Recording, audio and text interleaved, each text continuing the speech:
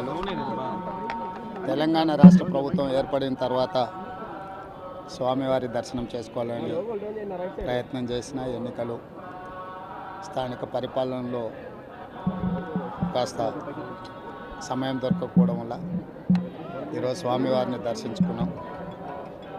రెండు రాష్ట్రాల సత్సంబంధాలు కొనసాగాలని, రెండు రాష్ట్రాల అభివృద్ధి పదం వైపు నడవాలని, ఆంధ్రప్రదేశ్లో ఏర్పడబోయే ప్రభుత్వము ఆ రాష్ట్ర ముఖ్యమంత్రితో తెలంగాణ ముఖ్యమంత్రిగా సత్సంబంధాలతో సమస్యలన్నిటిని కూడా పరిష్కరించుకొని కలిసికట్టుగా నడిచి రెండు రాష్ట్రాలు అభివృద్ధి పదం వైపు నడిపించే విధంగా ఒకరికి ఒకరు సహకరించుకొని ముందుకు వెళ్ళాలని ఆకాంక్షించను.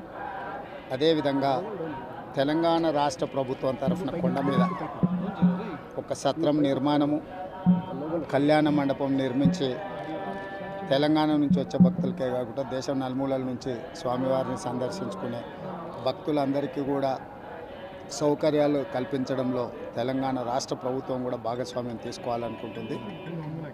ఈ ఫలితాల ప్రక్రియ ముగిసిన తర్వాత తప్పకుండా తెలంగాణ రాష్ట్ర ప్రభుత్వం తరఫున సత్ర నిర్మాణానికి అవకాశం ఉంటే కళ్యాణ మండపం నిర్మించి స్వామివారి సేవ కొనసాగించాలని రాష్ట్ర ప్రభుత్వం భావిస్తుంది.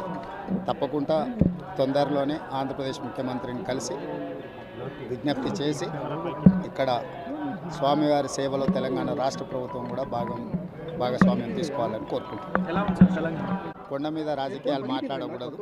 తప్పకుండా మంచి వాతావరణం ఉంది, వాతావరణం కూడా అనుకూలించింది. గత సంవత్సరం కరువు వచ్చిన, తాగునీటి సమస్య ఉన్న సమస్యలను అధిగమించి మంచి ఋతుపవనాలు, మంచి కాలం అవుతున్నది. వానలు పడాలి, పంటలు పండాలి, రెండు రాష్ట్రాలు సుభిక్షంగా ఉండాలనే మా ఆలోచన.